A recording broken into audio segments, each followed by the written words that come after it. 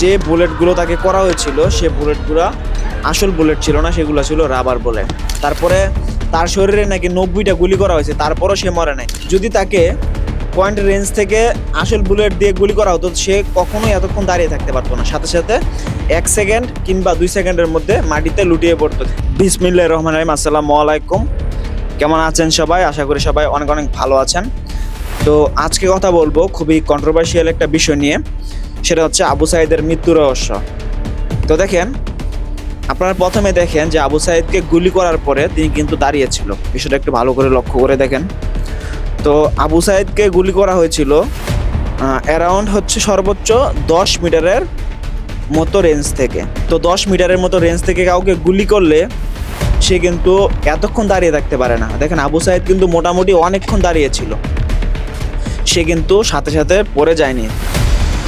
তো আবু সাঈদকে গুলি করার পরে দাবি করা হচ্ছে যে তাকে নাকি 3টা গুলি করা হয়েছে। তো তাকে গুলি করার পরে সে কিভাবে এতক্ষণ দাঁড়িয়ে থাকে? 3টা গুলি যদি আসল বুলেট হয়, 3টা বুলেট যদি আসল বুলেট হয়, তাহলে সে কিভাবে দাঁড়িয়ে থাকে?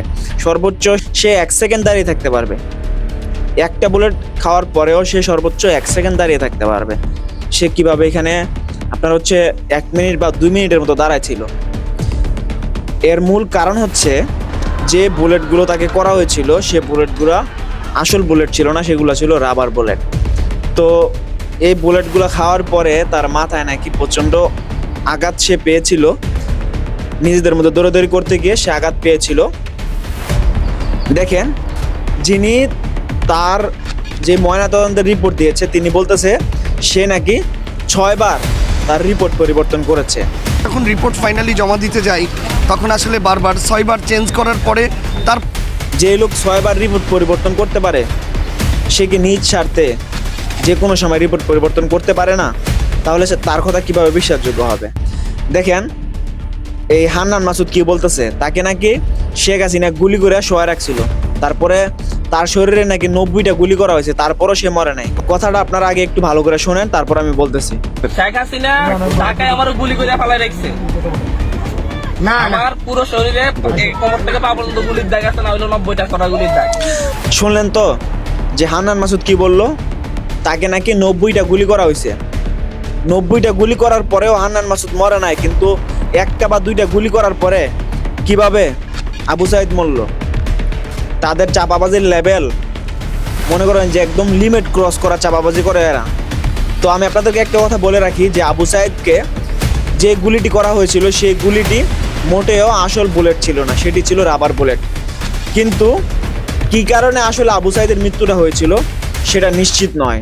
কারণ যদি তাকে পয়েন্ট রেঞ্জ থেকে আসল বুলেট দিয়ে গুলি করা হতো, সে কখনোই এতক্ষণ দাঁড়িয়ে থাকতে পারতো না, সাথে সাথে 1 সেকেন্ড কিংবা 2 সেকেন্ডের মধ্যে মাটিতে লুটিয়ে পড়তো। কিন্তু সে 1 সেকেন্ড কিংবা 2 সেকেন্ডে পড়ে নাই, সে পড়ছে কমসে কম 1 মিনিট অথবা 2 মিনিট পরে।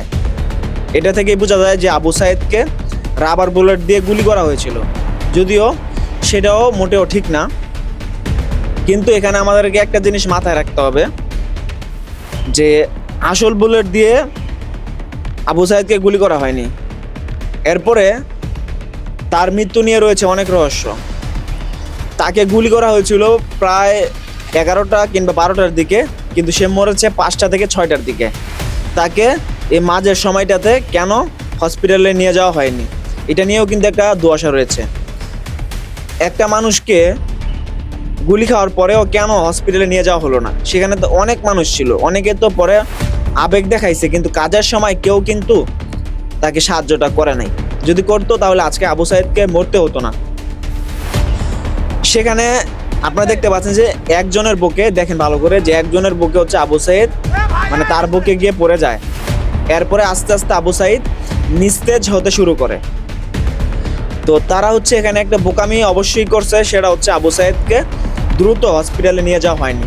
যদি যাওয়া হতো তাহলে হয়তো আবু সাঈদ বেঁচে যেত। আবু সাঈদকে নিয়ে যাওয়া হয়েছে কিন্তু অনেক দেরিতে, সেটা প্রকাশ্যে আসেনি। আর আবু সাঈদের ময়নাতদন্তের রিপোর্ট যিনি দিয়েছেন তিনি 6 বার তার রিপোর্ট চেঞ্জ করেছেন।